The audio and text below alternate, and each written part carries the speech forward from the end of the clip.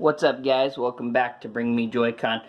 So today I just wanted to show off my original Xbox. It has been modded. The modding community has done a phenomenal job over the last 17 years, I believe it's been.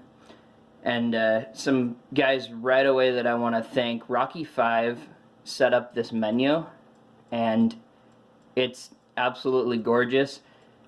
There's some other guys, James and Cyan, that did a lot of this artwork and stuff. So thank you to those guys. Another person that I want to thank is Virgil. He helped me. This Xbox, when I got it, was on a different menu, and I really didn't like how it looked. So he helped me get this back to... It got pretty complicated switching it over without losing any of the content.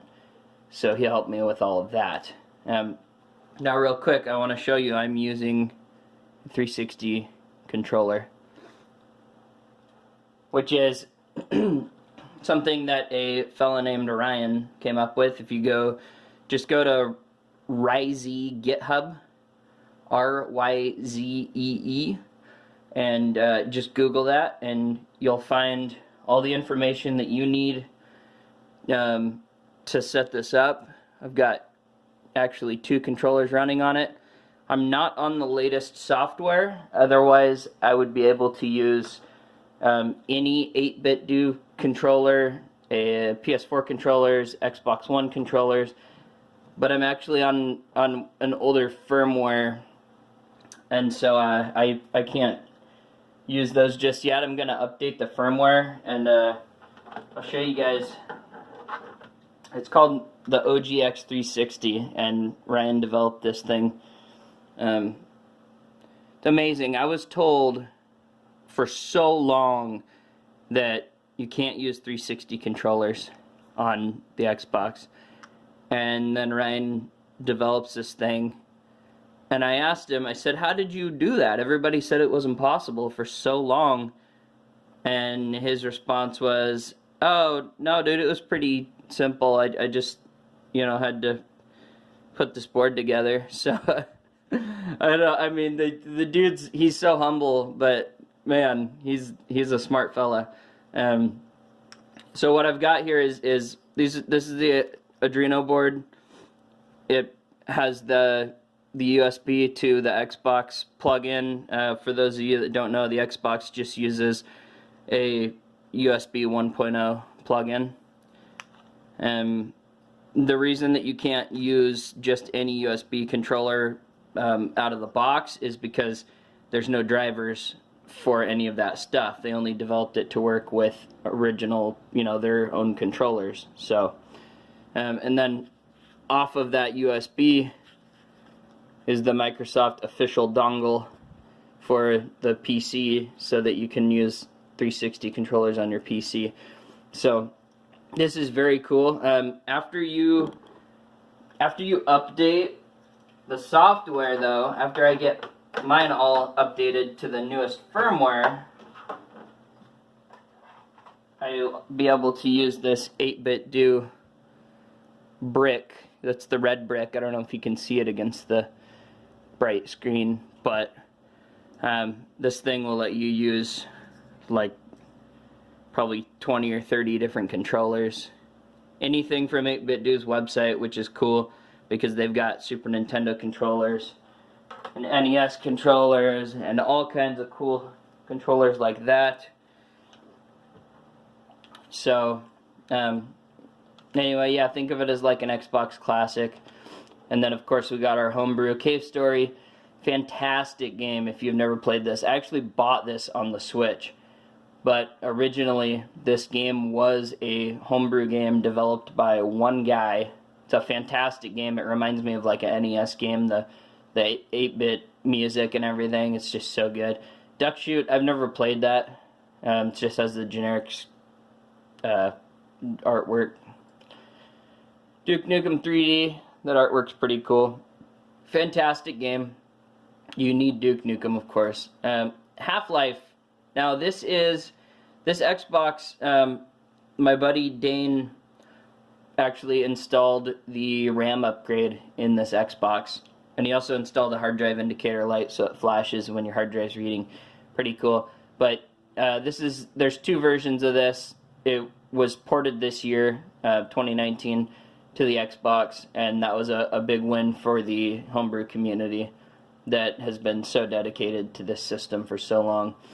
And this is the 128 megabyte RAM version. So this version I have only runs on the RAM upgrade. There is a version for the standard Xbox after you mod it, but it doesn't run quite as well. So I actually got this last night installed, and I played for a little bit, and it was fantastic.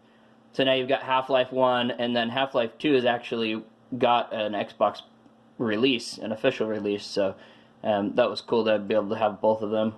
Quake 2, I believe Modern Vintage Gamer ported that. Splatterhouse, for some reason that's showing the wrong artwork. It shouldn't be like that. Streets of Rage, if you've never played that before, it's basically open bore is it's just a game that people modify and make their own version of like a zillion times over. There's literally hundreds of versions of it. So Super Mario War, Vampire Hunters, again, I'm not sure why the artwork is there unless these are games that were made in the Beats of Rage engine. I'm not sure. I've never actually played either of those. And you of course need Wolfenstein. I mean, you gotta have Wolfenstein. So, you know. And actually Doom's not on here either, I just realized. I was gonna say my brother calls it the Holy Trinity. Wolfenstein, Doom, and Duke Nukem. So I'm definitely gonna need Doom on there. And then you got your emulators. Now I'm not gonna go into all of this, but if you guys need help installing emulators, of course I'm not gonna tell you where to get ROMs from because that's a big no-no, but you know, unless you own the games, of course. But if you need help installing the emulators, that's perfectly fine, and I can try and assist anybody with that. This thing's really cool. The arcade Xbox, this thing went offline a long time ago, and there's some cool games on here like Bookworm that I really enjoy, and so that was cool to find a place where I could still play that stuff. There's actually a menu in here where you can install all the games that went offline all those years ago. So anyway, I mostly wanted to show you guys the 360 compatibility. I will be updating the OGX 360 board, and I will be internalizing that. I've got a little USB plug coming. I'm gonna drill a hole on the front of the Xbox and install it, and put the OGX 360 board inside the Xbox, and then I'll be able to just plug the 360 receiver into the front of it, so not so much is hanging out exposed on the front of the box. So anyway, yeah, let me know if you guys have any questions down in the comments. Yeah,